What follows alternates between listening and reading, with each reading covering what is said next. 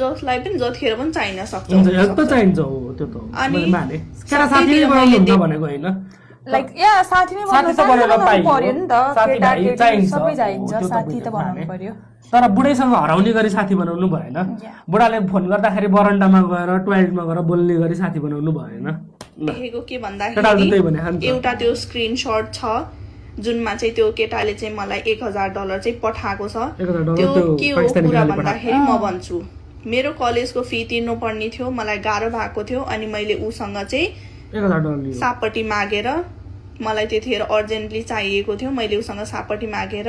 अनि उसले मलाई मेरो अकाउन्टमा पैसा पठाएको पठाइदियो अनि उसलाई मैले भोलिपल्ट नै क्यास पैसा उसलाई मैले $1000 उसले मलाई पठायो $1000 नै मैले उसलाई क्यास दिएको गयो भोलिपल्टै भोलिपल्ट वाह कस्तो खतरनाक रियालिटी यस्तो चुम्मेश्वरी रियालिटी नि 1,00,000 रुपैयाँ भनेको $1000 भनेको 1,40,000 हुन्छ है अहिलेको रेट अनुसार 40 पनि 45,000 हुन्छ 1,45,000 उसलाई गाह्रो परेर उसले पैसा मागिरे केटोले त्यो पाकिस्तानीले हाल्दियो रे अनि भोलिपल्टै फिर्ता गरे अनि यो कस्तो गाह्रो पर्यो त नि भोलिपल्ट बिहानै क्यास पैसा दिन सक्नेले युनिभर्सिटीमा एक दिन अगाडि चाहिँ 1,00,000 चाहियो भोलि 1,00,000 तिर्न सक्ने अमेरिकामा दिनमा 1,00,000 कमाइ हुन्छ हो मेरा नि टन्नै साथीभाइ इष्टमित्र आफन्तहरू छन् त खै दिनमा 1,00,000 त कमाउँदैन नि त कसैले पनि तिमीले त क्यास गर्दैछौ त भोलिपल्टै ओ माई गड साह्रै गाह्रो परेर रहेछ नि अनि त्यही क्यास त्यही दिन लगेर कलेज फी दिन पनि त मिल्थ्यो होला नि होइन साह्रै गाह्रो परेको थियो नि त उसलाई त्यो एक दिन अगाडि उसँग 1,00,000 नभएको मान्छे होइन कि ऊ धनी हो खतरा हो लाइक बरु आज ल्याएपछि भोलि त्यो दिन सक्छ वाउ अनि हजुरहरूले त्यो एउटा त्यो स्क्रिनशट देख्ने बित्तिकै गर्ने बित्तिकै अनि त्यो जे पाए त्यही बोल्न गर्न पाउँछ अनि त्यसरी त्यही त अनि त्यो कुरामा त सापट्टि लिएको पनि होला ठिक छ अनि सापट्टि लिएको मैले माने अनि भोलिको अर्थ कसरी तिर्यो त भोलिपल्टै तिरेको कुरा चाहिँ अब उसले अलि मिलाएर बनाउनु पर्थ्यो तर लाइक सापट्टि लिएको त ठिक छ सापट्टि लिन पाउँछ कहिले गाह्रो परेर सापट्टि त लिँदा त तिमीलाई गाह्रो पर्यो म तिमीलाई सापट्टि दिन्छु तर तिमीले सपोज ल नेपालमा मैले तिमीलाई 1,00,000 सापट्टि दिएँ तिमीले भोलि बिहानै मलाई ल्याएर 1,00,000 दिन सक्छौ भने तिमीलाई आज कसरी 1,00,000 को जरुरत पर्छ के त्यो त मिलेन ल आखिरी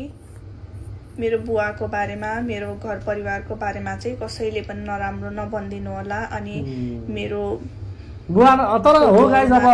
बुवा आमालाई त किन मुस्नु बुवा आमा भनेको त कस्तो हो भने हामीले यो कुरा बुझ्नुपर्छ बुवा आमाले त मैले भने त अब मैले मान्छे नै माने मेरो छोरो त्यस्तो छैन उसले होइन नै भन्छन् अब यहाँ छोरीलाई पनि उसको बाबुआमाले बचाए बाबुआमालाई त हामीले यसरी मुस्नु हुँदैन यो केटी पो खराब हो भने यो केटीलाई गाली गर्नु बरु के गर्ने हो गाली पनि जेसुकै गर्नु गाली गर्नु त भन्दिनँ म त्यो नराम्रो कुरालाई किन प्रोत्साहन गर्ने तर उसको हरकत चाहिँ त्यस्तै गाली खाने नै खालको रहेछ तर बाबुआमालाई चाहिँ ठिकै छ उसले भने ठिक बाबुआमालाई चाहिँ नगरिदिनु गाइज अनि मेरो भिडियोहरुमा पनि नराम्रो कमेन्टहरु नगरिदिनु होला